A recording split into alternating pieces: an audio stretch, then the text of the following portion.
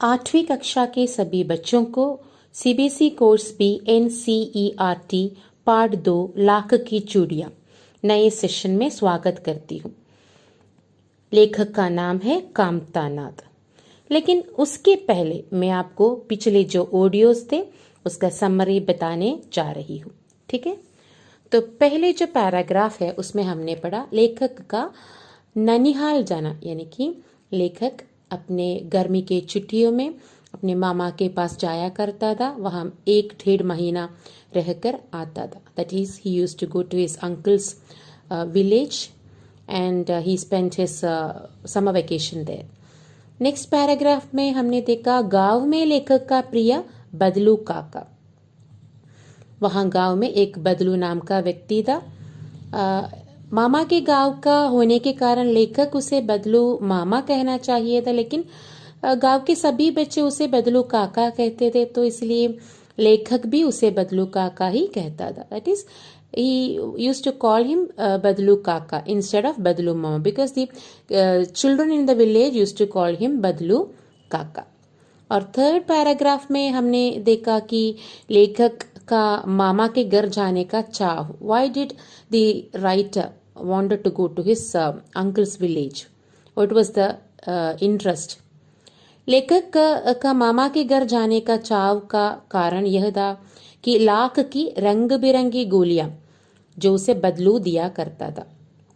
ये गोलियां सभी का मन मोह लेती थी। That is Badlu used to make bangles, so he used to give रंग बिरंगी गोलियां माने marbles, colourful marbles he used to make and give to the writer when he was small.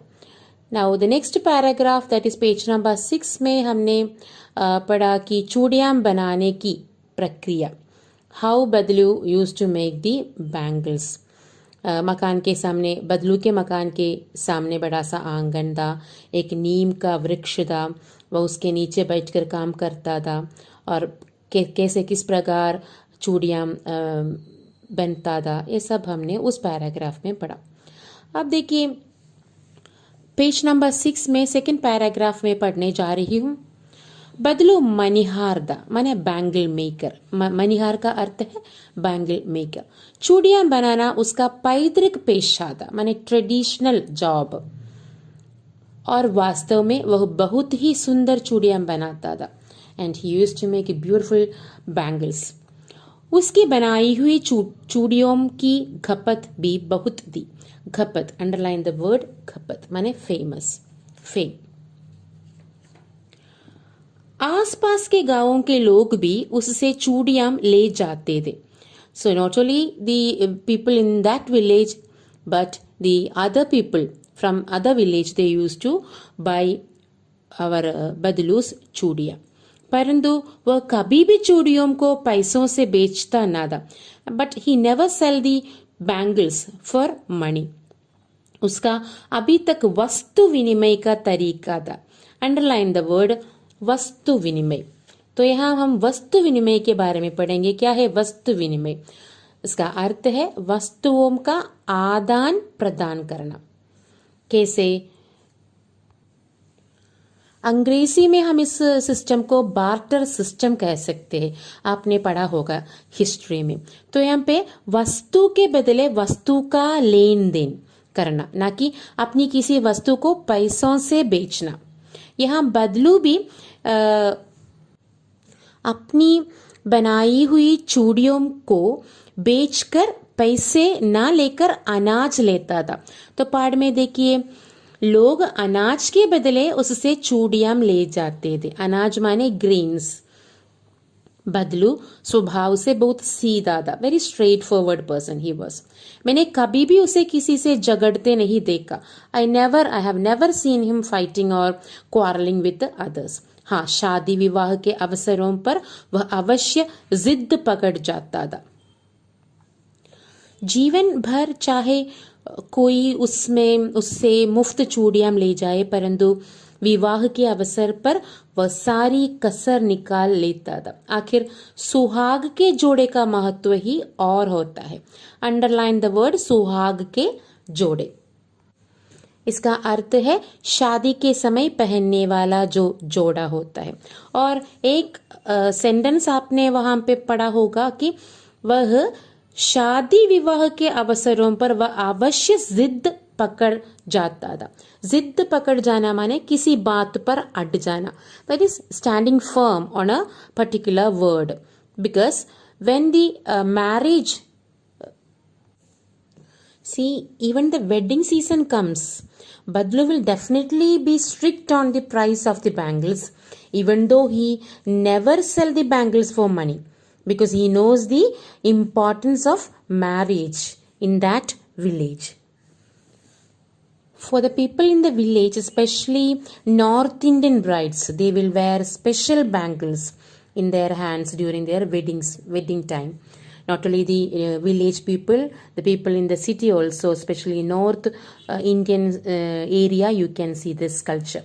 They used to wear the bangles, special bangles on their hands or in their hands. And if you ask me, children, ma'am, why do they wear bangles, especially red bangles? The answer would be, it's mostly in North India, like in Punjab and all.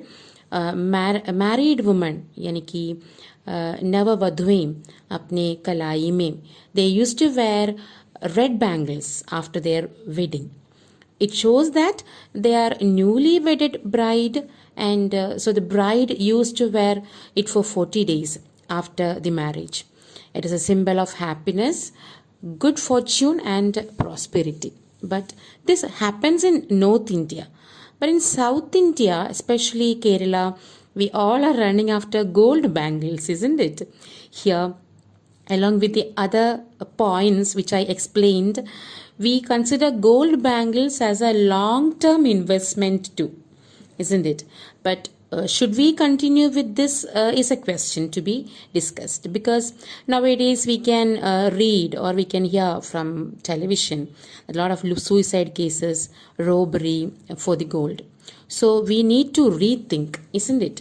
So in the chapter, the writer has given a example. मुझे याद है मेरे मामा के यहाँ किसी लड़की के विवाह पर जरा सी किसी बात पर बिगड़ गया था और फिर उसको मनाने में लोहे लग गए थे। विवाह में इसी जोड़े का मूल्य इतना बढ़ जाता था कि उसके लिए उसकी घरवाली को सारे वस्त्र मिलते, ढेरों अनाज मिलता, उसको अपने लिए पगड़ी मिलती और रुपये जो मिलते सो अलग है। तो देखिए बच्चों, that sentence need more clarification. Badlu's village, there an incident held in one wedding function, that too from the bride's side. There they had a small fight for dowry, and finally that had to settle it. They have to settle it out for big deals. That is, children, you might have learned about dowry system, isn't it? In India it is banned, but now also majority of the marriages, the bride's family have to spend a lot of money for their daughter. In some places, the amount will be in lakhs, gold, and sometimes acres of land, car as a gift. So it is banned by Indian government, but now also it is happening in India, followed by so many innocent family, leading to more poverty, we can say. So in Badlu's village this incident happened. और देखिए the last sentence में लिखा है, विवाह में इसी जोड़े का मूल्य इतना बढ़ जाता था कि उसके लिए, that is for Badlu's family, Badlu's wife, they used to get what all they used to get, उसकी घरवाली को, अंडरलाइन घरवाली को means his wife, for his wife सारे वस्त्र, होल लॉट ऑफ वस्त्र, कपड़े, और ढेरों अनाज, so many grains, GRAINS grains, उसको अपने लिए पगड़ी मिलती, पगड़ी माने टर्बन, और रुपये जो मिलते सो अलग, and the money that you get, that he gets is different. So concluding to that, what are the three main points that we learned from this chapter? One is of course Vastu Vinimay, that is barter system. पैसा नहीं लेते थे चूड़ियों के बदले, उसके बदले अनाज और अन्य कुछ चीज़ें लेते थे। और दूसरा जो पॉइंट है विच इज़ इम्पॉर्टेंट कि शादी विवाह के अवसरों पर बदलू जिद पकड़ जाता था, यानी कि सुहाग के जोड़े का महत्व बदलू जानते थे। सुहाग के जोड़े के बारे में मैंने आपसे एक्सप्लेन किया। That is a second point.